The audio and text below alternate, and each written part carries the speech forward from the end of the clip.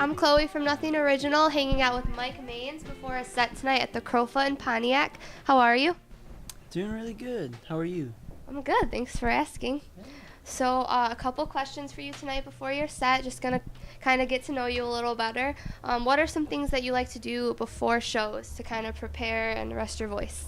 Yeah, my ritual is I try to run about 2 miles, and then after that I get ready, and right before we go on I try to have a bag of Lay's potato chips.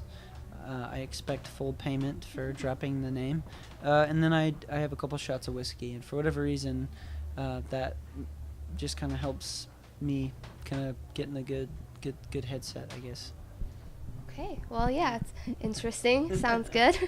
And then tonight, what are you most excited to play? Like, what about tonight excites you the most? I'm really excited to play our last song. It's called "Calm Down, Everything Is Fine," and that even in rehearsals and just in like the last year, that song to me feels like a payoff. It feels like this really rich and really sweet reward for all of the labor that's gone into making this record. It's been a very difficult record to make, but I'm thankful for the people that came and are going to be here singing with us tonight, and I think that is going to be a really special moment, so I'm really looking forward to it. I am too. I'm excited. So my next question for you is, through all of your time playing music, what are some like life lessons that you've really learned, maybe to pass on to younger aspiring musicians? God, I feel like I'm going to sound like John Maxwell, but manage your time. You can really piss a lot of time away surfing social media and just sort of wasting time on things that don't matter. Devote your time to your gifts and your talents. Talent is like 10%. The rest is what you do with it, and so that, I don't think I'm a great musician. I think I've just put a lot more time in than most people, so I think you should, if you really want to make a living playing music and you really want to do music, you have to count the cost. And having been on the other side of it, I can always say it's definitely worth it, so. Okay, wise words. You heard them from Mike Maines. And then my next question for you is a little bit wacky, off the wall. So if you are stranded on a deserted island, and let's cross our fingers that doesn't happen, and you could bring one musician with you, dead or alive, who would you want to be your companion? The guy that I would bring right now without thinking about it is a dude named Jared Zimba. This guy that I met in Northville, Michigan, and I just think he's like the most talented dude I've ever met in my entire life. As far as music, I've never met anybody that I can sit down with and collaborate with the way that I can him. And he is who I would bring, because I feel like we would have a freaking blast. And it would be fun. And we'd write some really cool songs that nobody would hear because we'd be on an island, but at least we wrote them, so yeah. And then if you were stranded on that same deserted island with your pal and you could bring one arcade game with you, what would you bring? Pac-Man. Pac-Man, classic. It's like stock. Yeah. And it's also the only one I can think of, but yeah, Pac-Man for sure.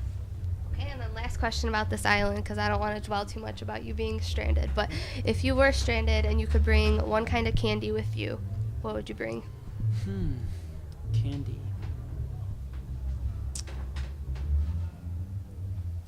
I would take Sour Patch Kids, because Nate, our bass player, loves them, and I'm like I'm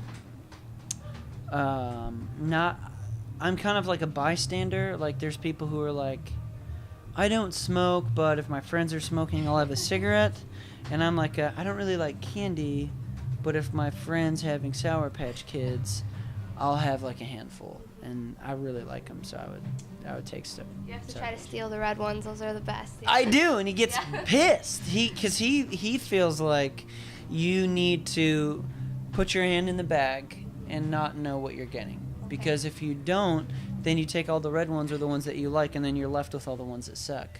So he gets really upset about it, but I do it anyway. I would too. I don't blame you. Well, thank you so much for answering those questions. I'm just going to ask you one more thing before we let you go for the rest of the night. So, what do you hope that the music world has in store for you? Like, where do you see yourself in maybe 5 or 10 years musically?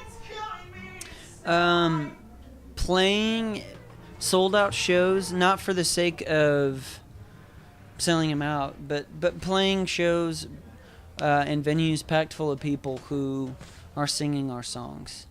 And I want that to be big, really, really big. I want to go all the way. I want to be one of the greats. And I don't really care how lofty and ambitious that sounds. That's my dream, you know.